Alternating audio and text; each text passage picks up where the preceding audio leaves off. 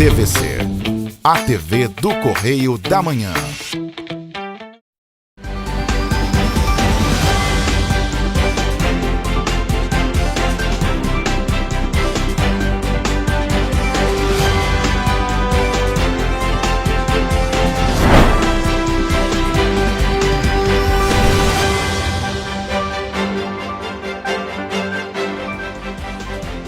Olá, começamos mais um Correio Petropolitano na TV.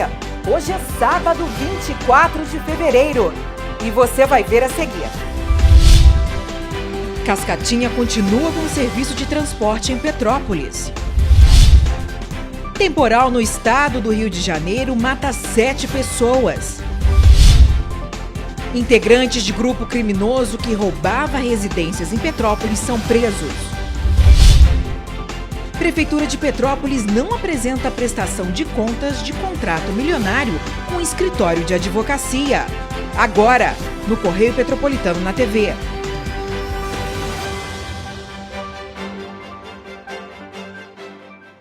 Nesta semana, a cidade de Petrópolis foi palco de intensos protestos e debates após a manifestação e paralisação dos trabalhadores da aviação Cascatinha e do Sindicato dos Trabalhadores em Transportes Rodoviários, após uma decisão inicial da 4ª Vara Civil, que foi posteriormente suspensa pela primeira Câmara de Direito Público do Poder Judiciário do Estado do Rio de Janeiro. Os ônibus da Cascatinha estão autorizados a circular novamente no município. Após a manifestação e a paralisação dos trabalhadores da aviação Cascatinha e do Sindicato dos Trabalhadores em Transportes Rodoviários de Petrópolis, o Poder Judiciário do Estado do Rio de Janeiro, primeira Câmara de Direito Público, através do desembargador Edson Vasconcelos, suspendeu temporariamente a decisão da 4ª Vara Civil. Isso significa que os ônibus da Cascatinha vão voltar a circular normalmente na cidade. Porém, o assunto vai ser novamente debatido em 5 de março para avaliar se a decisão vai ser mantida. Pelas ruas, os passageiros não se mostraram satisfeitos com a situação. Mas eu acho que, independente do valor que se cobra, há de se apresentar um serviço de qualidade, com segurança. Então eu acho que tem que fazer a troca, porque a população paga um preço absurdo e não tem conforto com esses ônibus. Também tem que saber o seguinte, como que eles vão fazer com os funcionários, porque também, os funcionários não podem ficar desempregados, então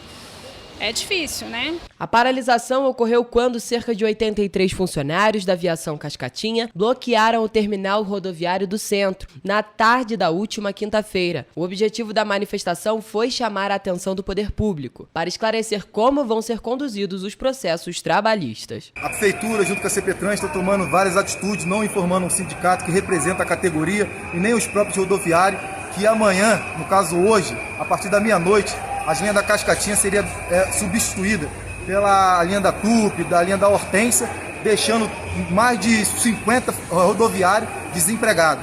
Nós estamos fazendo essa manifestação para garantir o emprego do rodoviário e garantir as verbas rescisórias do rodoviário. Hoje, depois da passeata, vieram o juiz a ficar a nosso favor com uma instância para a gente continuar rodando.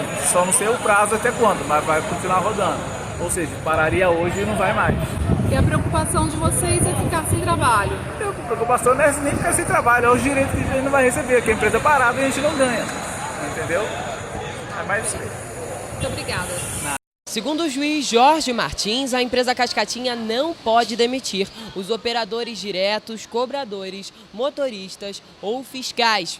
Mas a principal preocupação desses prestadores de serviços é que a empresa decrete falência por não ter linhas em circulação. E a gente tem sofrido também, assim como o povo, com essa má qualidade de serviço que a Cascatinha e a Petroita muitas vezes têm oferecido, colocando em risco não só o usuário, mas também o rodoviário. Mas é uma solução dentro de um prazo muito curto, que vai passar por uma primeira fase que é temporária, que a gente vai ter que contar novamente com a compreensão de todo mundo, mas que, se Deus quiser, como o prefeito colocou, em até 60 dias a gente vai ter nessas comunidades ônibus novos, com empresas novas, rodando, oferecendo um serviço de qualidade, com pontualidade, com carro novo.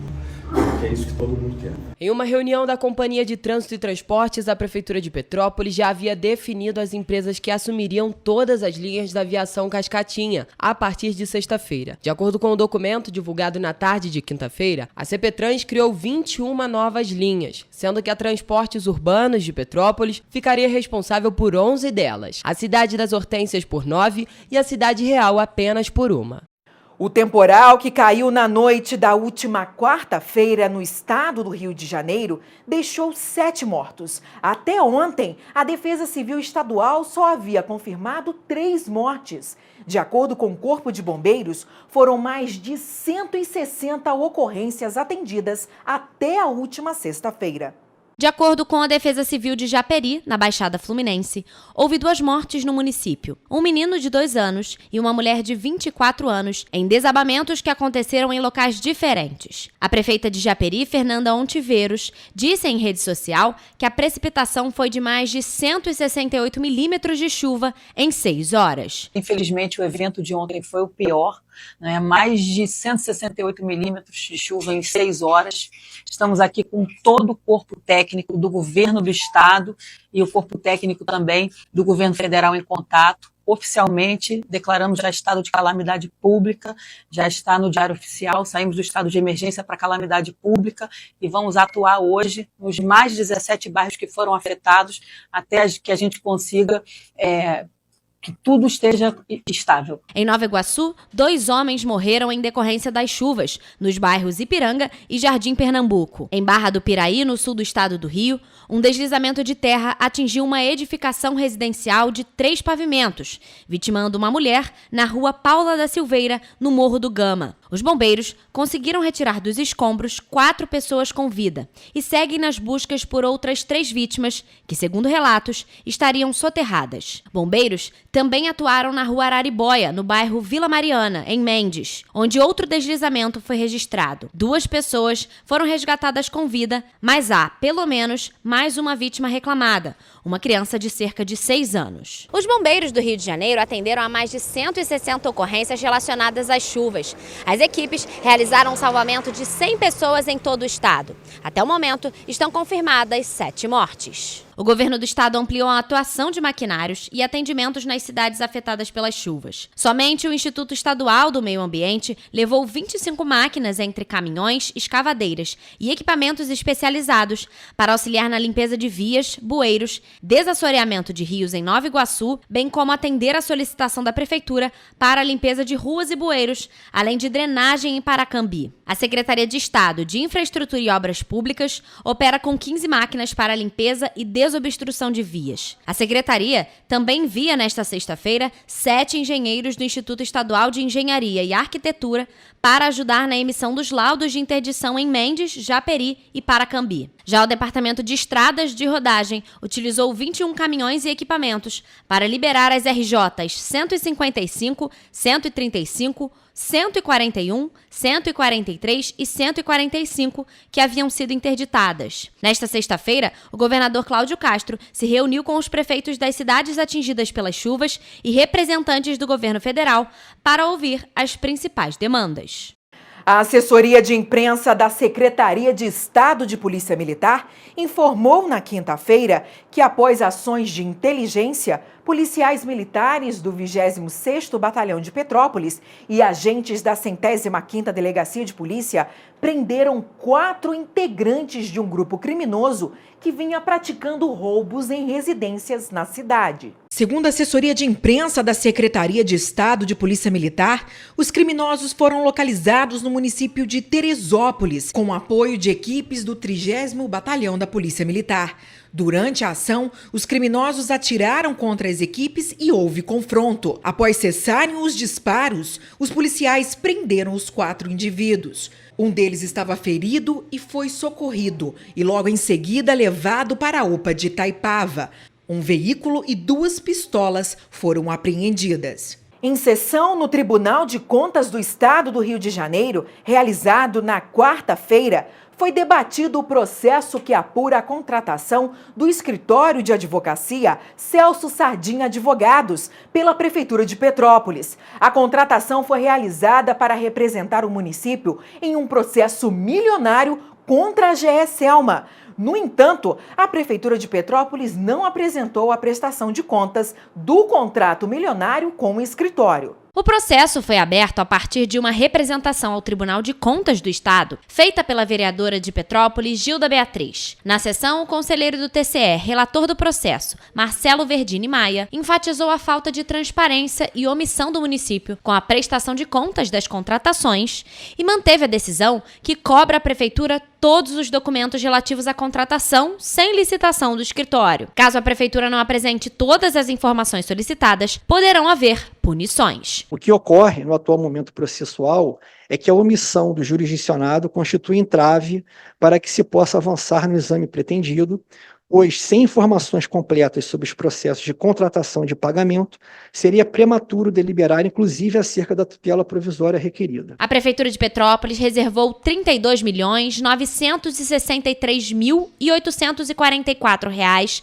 do orçamento do município para pagar o escritório Celso Gonçalves Sardinha, contratado para representar a Prefeitura em uma ação contra a GE Selma, para mudança nas declarações anuais, a DECLAN, do Índice de Participação do município. O objetivo era conseguir aumentar o valor recebido pelo repasse do Imposto de Circulação sobre Mercadorias e Serviços, o ICMS. Segundo o município, as mudanças do DECLAN da GE Selma fizeram com que o município tivesse um aumento de cerca de R$ 20 milhões ao mês na arrecadação do ICMS. No ano passado, no dia 27 de novembro, o TCE já havia solicitado à Prefeitura de Petrópolis a relação de documentos referentes aos contratos de honorários advocatícios com o escritório. E até então, nenhum documento havia sido apresentado. Nesta quarta-feira, o Procurador-Geral de Petrópolis, Miguel Barreto, esteve presente na sessão para realizar a defesa oral da Prefeitura. Aos conselheiros, o procurador não conseguiu explicar o motivo de não ter apresentado os documentos solicitados em novembro do ano passado, como os contratos, os recibos de pagamento e o processo administrativo que gerou a contratação. Miguel apenas apontou que o aumento da arrecadação do ICMS, consequência da ação aberta pelo escritório contratado, acarretou na construção de contenções no município. Essa política adotada, ela teve uma grande importância para o município porque ela permitiu, através do aumento da arrecadação do ICMS, da recuperação da arrecadação do ICMS, que o município pudesse fazer obras não só de reconstrução, mas de contenção e drenagem das nossas encostas. E isso foi um fator fundamental para que não tivéssemos problemas com chuvas em 2023. Agora, em 2024, também continuamos sem problemas relevantes com chuvas. Além dos contratos, a representação feita ao tribunal pela vereadora de Petrópolis, Gilda Beatriz, quer saber por que a Prefeitura contratou um escritório de advocacia, mesmo com o corpo jurídico da Procuradoria-Geral do município. A Prefeitura não levou documento nenhum, não levou contrato nenhum. Então, a decisão que hoje foi proferida é que deram 5 dias para que a Prefeitura apresente essa documentação. Vocês acham que ela vai apresentar? Vocês acham que tem documento? O prefeito está achando que ele está acima da lei, que pode gastar nosso dinheiro do jeito que ele quer. Na decisão proferida no dia 27 de novembro de 2023, foi solicitado que a Prefeitura de Petrópolis apresentasse uma cópia integral dos procedimentos administrativos, das contratações e respectivos processos de pagamento em favor do escritório, para que assim fosse possível o pronunciamento do TCE em relação a uma tutela provisória, que pretende suspender os pagamentos ao contratado. No entanto, o conselheiro Marcelo Verdini afirmou nesta quarta-feira que tais informações não foram fornecidas pela Prefeitura, afetando o procedimento do processo. Por unanimidade, os conselheiros votaram a favor de manter a decisão que cobra da Prefeitura todos os documentos relativos à contratação sem licitação do escritório. Caso a Prefeitura não apresente todas as informações solicitadas, haverá punições. O não atendimento da decisão poderá configurar descumprimento injustificado, sujeito a penalidades na forma da Lei Complementar 63, de 90. A Prefeitura de Petrópolis foi questionada, mas até o fechamento dessa edição não houve resposta. E você vai ver depois do intervalo. Governo do Estado decreta epidemia de dengue no Rio de Janeiro. Petrópolis entra pela 4ª vez em 2 anos em situação de emergência. Aumento de internações associadas à Covid-19 é registrado na região sudeste no país. Prefeitura desapropria prédio localizado na Floriano Peixoto somente 2 anos após a compra do imóvel. O Correio Petropolitano na TV volta em instantes.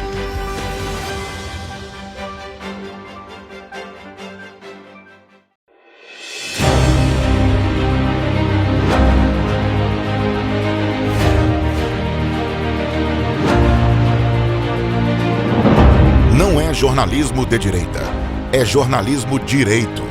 Correio Petropolitano. Tudo que seu jornal não deveria ter deixado de ser. Todos os dias, em uma banca perto de você.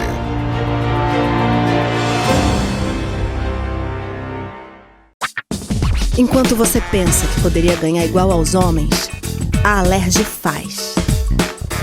As leis que você precisa, a Alerj faz. Baixe o aplicativo da Alerj e conheça seus direitos.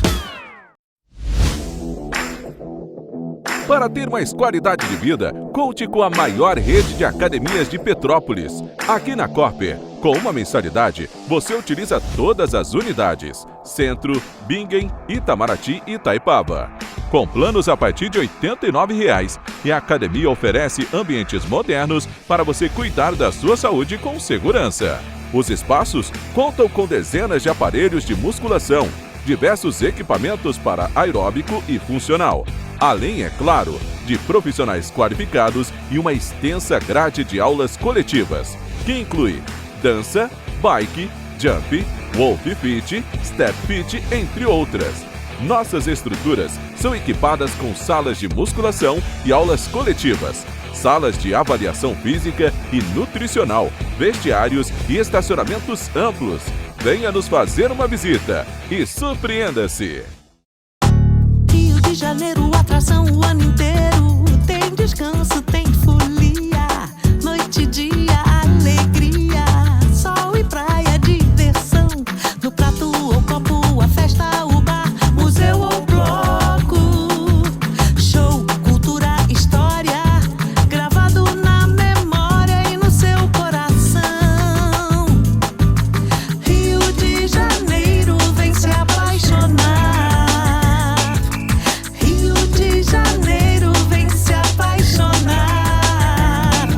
Cidades maravilhas, campo, mata, serra e trilha, em estado de emoção. Tem o Rio de Janeiro, que você já ama, e o Rio que ainda vai conquistar você. Apaixone-se pelo Rio. Rio de Janeiro, vem se apaixonar. Rio de Janeiro, vem se apaixonar. Governo do Estado do Rio de Janeiro. Um bom jornal tem que ser direto, tem que ser direito. Não ser de esquerda ou de direita, mas direito. É ter coragem de informar a verdade e não impor a sua verdade. É respeitar a inteligência do leitor e vontade do eleitor. Correio da Manhã, um jornal que há 122 anos tem a coragem de ser direto e direito. Em uma banca perto de você.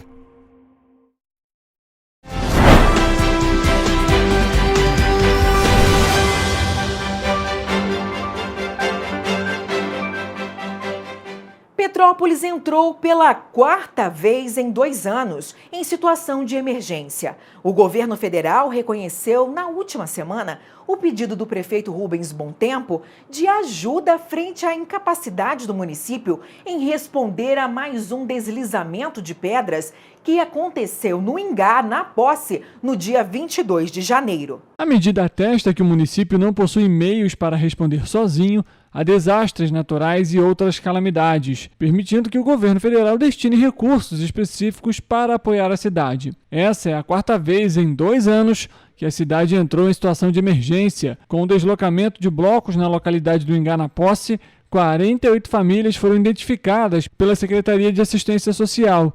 Dessas, 43 foram incluídas no aluguel social e 5 se recusaram a sair dos imóveis. Menos de um mês após assumir a prefeitura de Petrópolis, Rubens Bontempo decretou o estado de emergência por conta de uma chuva registrada no 1º distrito da cidade na primeira semana de janeiro.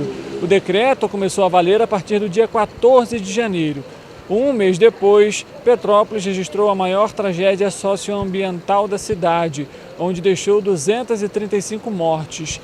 Foi quando Rubens Bom Tempo decretou o estado de calamidade pública, que foi aceito na data pelo governo federal. No dia 20 de março, um novo temporal devastou o centro histórico e bairros já atingidos pela primeira chuva, e mais 7 mortes foram contabilizadas. O primeiro pedido de reconhecimento, feito em fevereiro de 2022, estava em vigor quando ocorreu a segunda chuva em 20 de março. Como não foi publicado um novo decreto de calamidade pública, em maio, a Prefeitura prorrogou o primeiro decreto em mais 90 dias. Em agosto, próximo do fim do prazo de calamidade, Bom Tempo publicou um novo decreto, fazendo com que o estado de calamidade pública começasse a valer a partir do dia 20 de março. Com a retificação dos decretos, ganhou mais um prazo para realizar a compra e os gastos do governo federal sem a necessidade de licitação. De acordo com a Instrução Normativa número 36 de 2020 do governo federal, tanto a situação de emergência quanto o estado de calamidade pública têm prazo de até 180 dias, ou seja, 6 meses. Se contados em dias corridos, é como se a cidade tivesse ficado os últimos 2 anos em situação de incapacidade de responder às consequências das chuvas. O pedido deste ano é válido até o dia 20 de julho de 2024. De acordo com a Prefeitura, mesmo com o decreto de situação de emergência, não vai abrir mão de licitações nas compras governamentais. As contratações vão seguir em ritmo normal, sem a dispensa de licitação. O governo do estado decretou a epidemia de dengue no estado do Rio de Janeiro. A decisão foi anunciada na quarta-feira como medida de emergência que se tornou necessária devido ao aumento no número de casos. O estado de epidemia de dengue foi decretado pelo governador Cláudio Castro durante uma coletiva de imprensa com a participação da secretária de Estado de Saúde, Cláudia Mello. A medida foi tomada devido ao crescimento do número de casos da doença. Até o momento, foram feitas 49.405 notificações, cerca de 308 por 100 mil habitantes no estado, com 4 óbitos, sendo 2 na capital, 1 em Itatiaia e 1 em Mangaratiba. Nós decidimos decretar a epidemia. A gente acha que esse é uma ação importante para que a gente possa trabalhar com tranquilidade, que não falte nada para a população, que a gente possa realmente não ter daqui a pouco um assodamento das ações. O primeiro lote de vacinas contra a dengue foi entregue ao estado do Rio de Janeiro nesta quinta-feira pelo Ministério da Saúde. São quase 232 mil doses que foram entregues ao Centro de Armazenamento de Saúde do Rio de Janeiro.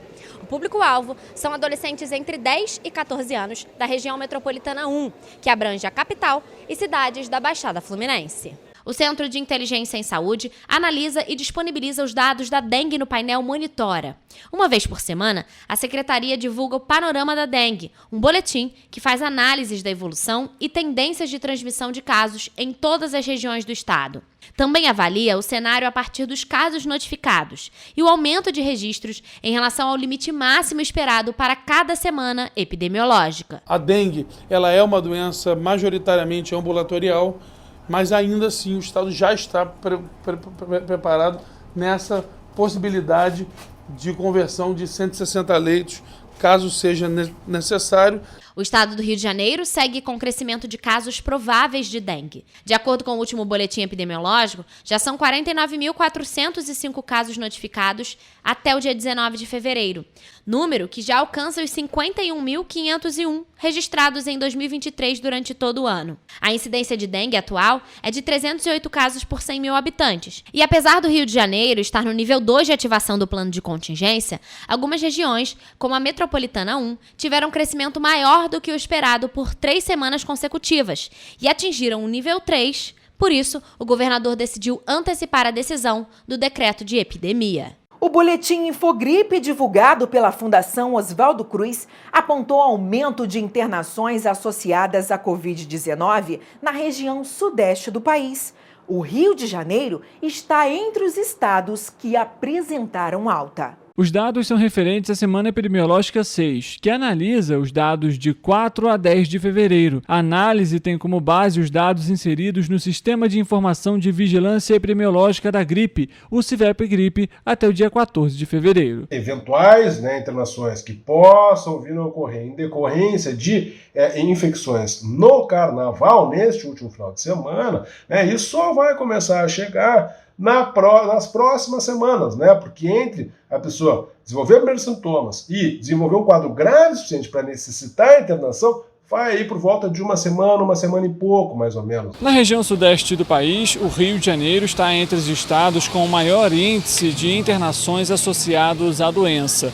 No entanto, na região sul, as internações estão associadas principalmente ao vírus da influenza. Na semana passada a gente já tinha ali um sinal apontando nessa direção, outros dados também já apontavam um pouco nessa direção, e agora a gente tem isso já bastante claro, São Paulo, Goiás, Mato Grosso do Sul, o próprio Mato Grosso continua ali com o processo que já havia iniciado um pouco mais cedo, E o próprio Rio de Janeiro, embora no Rio de Janeiro ainda esteja mais restrito, mas também a gente observa esse sinal. Em Petrópolis, até o momento, há 37 casos ativos de Covid-19 e 4 internações, sendo uma em leito clínico e 3 em UTI. Dos 37 registros, as regiões com mais casos ativos são o Centro, Quissamã e Ciméria. A Prefeitura de Petrópolis publicou em Diário Oficial da última sexta-feira um decreto que desapropria o prédio localizado na rua Floriano Peixoto.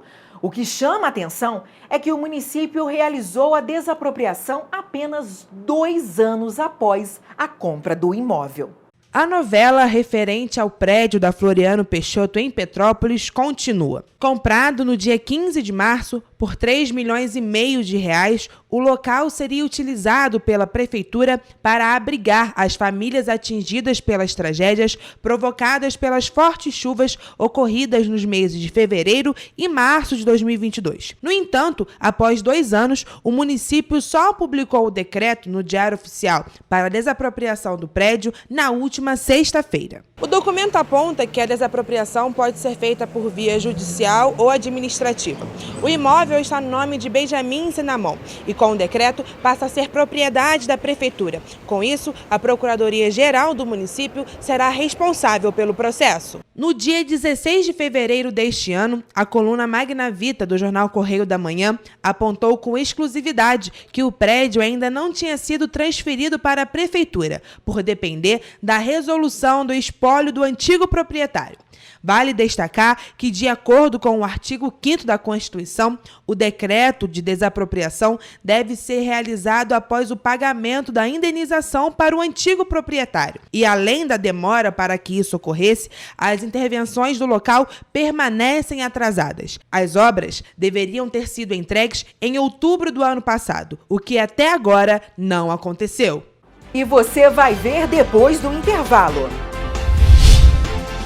Falta de vagas em creches de Paraíba do Sul causa transtornos a pais irresponsáveis. Segurança Presente de Petrópolis prende homem por furto de celulares no centro. Enel Rio registra mais de 330 mil raios em sua área de concessão no ano passado. Banco de Sangue Santa Teresa está com estoque em situação crítica. O Correio Petropolitano na TV volta já.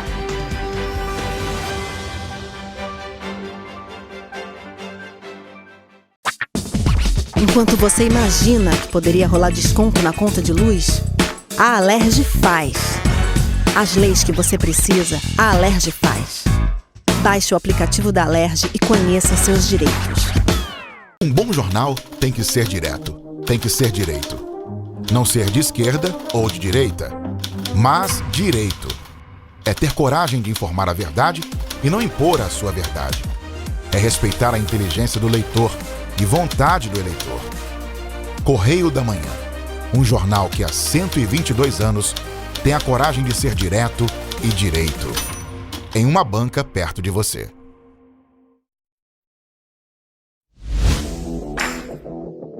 Para ter mais qualidade de vida, conte com a maior rede de academias de Petrópolis. Aqui na Cooper, Com uma mensalidade, você utiliza todas as unidades: Centro, Bingen, Itamaraty e Itaipava. Com planos a partir de R$ 89,00, e a academia oferece ambientes modernos para você cuidar da sua saúde com segurança. Os espaços contam com dezenas de aparelhos de musculação, diversos equipamentos para aeróbico e funcional, além, é claro, de profissionais qualificados e uma extensa grade de aulas coletivas, que inclui dança, bike, jump, wolf fit, step fit, entre outras. Nossas estruturas são equipadas com salas de musculação e aulas coletivas, salas de avaliação física e nutricional, vestiários e estacionamentos amplos. Venha nos fazer uma visita e surpreenda-se! Enquanto você acha que alguma coisa deveria ser feita contra o racismo, a Alerj faz. As leis que você precisa, a Alerj faz. Baixe o aplicativo da Alerj e conheça seus direitos.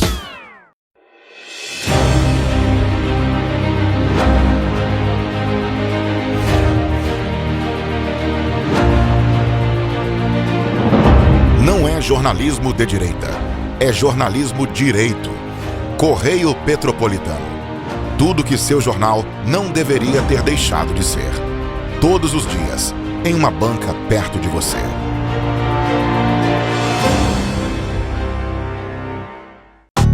Rio de Janeiro, atração o ano inteiro. Tem descanso, tem folia. Noite e dia, alegria. Sol e praia, diversão. No prato ou copo, a festa, o bar, museu ou bloco. Show, cultura, história. Gravado na memória e no seu coração. Rio de Janeiro, vem se apaixonar. Governo do Estado do Rio de Janeiro.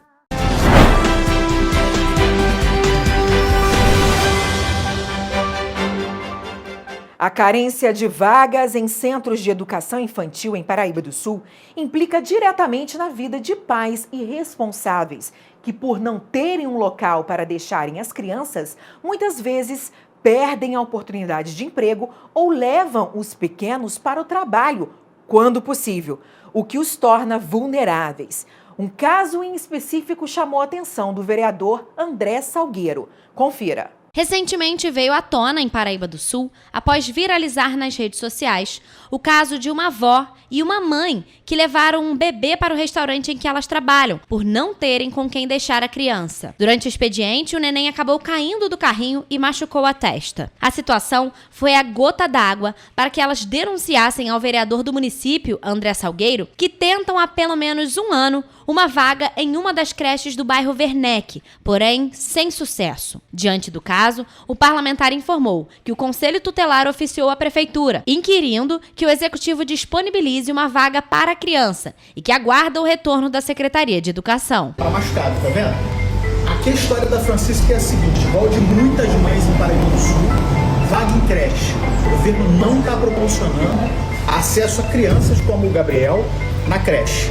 E aí a mãe dele e a avó, que tem um restaurante aqui em Werneck, precisam trazer ele todo dia para trabalhar. O problema com a educação infantil em Paraíba do Sul não é novidade. O município sofre com a carência de vagas, superlotação em creches e obras inacabadas nas mesmas. Este cenário dificulta o acesso das crianças à educação. Eu coloquei no carro, ele não quis ficar no carrinho, ele caiu do carro. Ele caiu, ele machucou. E aí espirrou óleo nas crianças, deve estar distante do fogão, mas o óleo espirrou. Bateu na coxinha dele, tá, tudo bem, passou, mas hoje foi a gota d'água. Atualmente, o município possui 9 centros educacionais que atendem as áreas centrais, bairros e alguns distritos. Porém, as unidades não são suficientes para suprir as demandas relacionadas ao ingresso das crianças. Tem casos que os pais estão há mais de um ano na lista de espera. Ainda de acordo com o vereador André Salgueiro, para que o problema acabe, é necessário que novas creches para atender crianças do berçário sejam construídas na cidade. Nenhuma nova vaga criada a título de ajudar famílias como essa. E hoje, o nosso gabinete tem mais de 10 mães numa situação muito parecida, precisando de vaga em creche. O governo municipal precisa resolver esse problema o quanto antes. Nós vamos entrar na justiça para poder tentar ajudar aqui o Gabriel, mas pedindo, pelo amor de Deus, para a secretária Mariângela, para a prefeita Deise, ter a sensibilidade de resolver o problema em Werneck. A reportagem entrou em contato com a Prefeitura Municipal de Paraíba do Sul, mas até o fechamento dessa edição não obtivemos respostas em relação aos problemas relatados. Apenas nos primeiros 45 dias deste ano, a distribuidora Enel Rio registrou a queda de 68,5 mil raios, que geraram mais de 2.000 ocorrências na rede elétrica do Rio de Janeiro. O número representa um aumento de 134% com relação ao mesmo período do ano passado. As tempestades severas que ocorreram durante 2023 provocaram cerca de 5,4 mil ocorrências na rede elétrica do estado do Rio de Janeiro. Foram registradas um total superior a 330 mil raios, 134% a mais que em 2022, quando foram contabilizadas mais de 141 mil incidências. Segundo o Serviço de Monitoramento Climático do Climatempo, fornecido à empresa de distribuição Enel Rio. Na nossa área de concessão, destaco as regiões Sul e Serrana, que tivemos o maior impacto, registrando uma elevação em 2023 de 167% para a região Sul e 63% para a Serrana, com registros de 48 e 39 mil raios. Com o fenômeno do El Niño, nos primeiros 45 dias do ano, 68 mil raios geraram mais de 2.000 intercorrências na rede elétrica. E com a maior probabilidade de chuvas volumosas para o estado do Rio de Janeiro, o ideal é que a população esteja em alerta e mantenha o cuidado dentro e fora de casa. Além de emitir alertas de chuvas, ventos fortes e descargas atmosféricas, o monitoramento climático auxilia na verificação de possíveis ocorrências na rede da distribuidora e possibilita que técnicos e engenheiros monitorem a área de concessão da Enel Rio. Para manter a população segura, recomendamos que, em situações como essa, as pessoas se mantenham em local abrigado e seguro, evitando contato com objetos metálicos, linha de telefone e elétricas. É importante, em caso de previsão de chuvas, evitar o uso de celular, secador de cabelo, ferro elétrico e outros aparelhos conectados à tomada. Evitar o uso de chuveiro ou torneira elétrica, evitar consertos de instalações elétricas, se possível, permanecer dentro de casa enquanto a tempestade durar. Evitar contato com objetos metálicos, como cercas de arames, tubos metálicos e principalmente linhas telefônicas ou elétricas. Evitar estar em locais como campos abertos, piscina, lagos, praias, árvores isoladas, postes e locais elevados. Agentes do Segurança Presente em Petrópolis prenderam esta semana um homem por furto de celulares no centro da cidade. O acusado já tem 9 anotações criminais. Ele foi encaminhado para a 105ª Delegacia de Polícia, onde permaneceu preso. Os agentes do Segurança Presente de Petrópolis prenderam na tarde de segunda-feira um homem de 58 anos acusado de furtar aparelhos celulares. A equipe estava em patrulhamento na Rua do Imperador, próximo à esquina com a Rua Paulo Barbosa, quando foi abordada por populares, que relataram que o homem havia furtado o celular da bolsa de uma senhora. Ao ser surpreendido pelas pessoas na rua que gritaram, ele ficou com medo, devolveu o aparelho e fugiu. A equipe perseguiu o acusado, conseguindo alcançá-lo, e o abordaram dentro do shopping Pedro II. Durante a abordagem, funcionários de uma loja informaram que, antes de ser abordado pela equipe, o acusado jogou outro celular em uma banca no meio do shopping para se desfazer do produto de outro furto que teria ocorrido pouco antes. A equipe localizou o proprietário do celular encontrado. Durante a abordagem, a equipe também encontrou outro aparelho em poder do acusado, possivelmente também produto de furto. O homem foi conduzido à Delegacia do Retiro, onde foi autuado em flagrante e permaneceu preso. O levantamento da ficha de antecedentes criminais mostra que o acusado tem 9 anotações criminais por furtos e tráfico. O celular da vítima foi devolvido após o registro de ocorrência e o outro celular ficou apreendido na delegacia, bem como todos os materiais pertencentes ao acusado, como carteira, bolsa pessoal e roupas. O Banco de Sangue Santa Teresa está em situação alarmante. O nível atual do estoque é considerado extremamente baixo, principalmente os tipos O negativo e o positivo. E a unidade faz um apelo para os doadores. Os estoques do Banco de Sangue Santa Teresa continuam baixos. Qualquer doação é bem-vinda, mas a unidade faz um alerta principalmente para os tipos O negativo e positivo, que estão abaixo do indicado para atender os hospitais de Petrópolis devido à queda nas doações. Nós estamos hoje colhendo 80% a menos do necessário para manter a segurança da nossa cidade. Hoje a nossa produção está em apenas 20% do que a gente precisa para atender as pessoas. E a nossa preocupação está muito grande porque a gente já está na faixa de risco de faltar sangue para a nossa cidade. É sempre válido destacar que uma bolsa de sangue salva até 4 vidas. E para quem quiser doar, não é necessário agendamento. Basta comparecer na unidade do Banco de Sangue, que fica na rua Dr. Paulo Hervé, número 1130, no Bingen, que atende todos os dias, das 7 da manhã às 18 horas, incluindo sábados, domingos e feriados. Para doar, basta apresentar um documento oficial com foto, ter idade entre 16 e 69 anos, pesar no mínimo 50 quilos, não ter feito uso de bebida alcoólica nas últimas 12 horas, não é necessário estar em jejum desde que evite alimentos gordurosos, se fez tatuagem ou piercing, aguardar 12 meses. Em caso de diabetes, deverá estar controlada e não fazer o uso de insulina, e não ter tido infecções sexualmente transmissíveis. E os candidatos que apresentaram sintomas de gripe ou resfriados devem aguardar 7 dias após cessarem os sintomas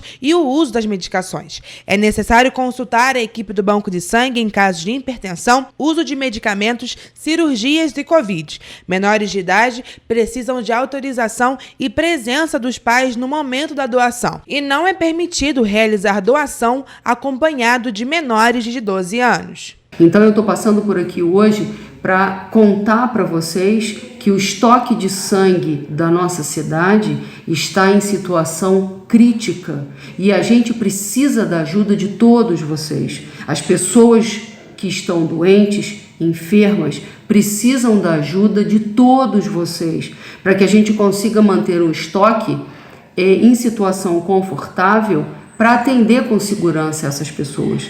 Hoje, todos os grupos sanguíneos são bem-vindos. O espaço conta com uma ampla e moderna instalação e corpo clínico especializado para realizar uma doação segura, tanto para doadores quanto para os pacientes, dentro das normas recomendadas pelo Ministério da Saúde e Secretaria Estadual e Municipal de Vigilância Sanitária. Para ficar ainda mais informado, basta acessar o nosso site tvc16.com ou o Facebook TV Correio da Manhã, o Instagram Correio Petropolitano e o nosso YouTube TV Correio da Manhã. Além disso, você pode mandar denúncias e sugestões de reportagens para o e-mail tvccorreiodamanhã@gmail.com ou para o WhatsApp DDD 24 99839 8384. Segunda, a gente está de volta com muita informação e as principais notícias de Petrópolis, Nova Friburgo, Teresópolis, Pátio do Alferes, Três Rios e Paraíba do Sul, que só o Correio Petropolitano na TV traz para você. Uma boa noite e um ótimo domingo.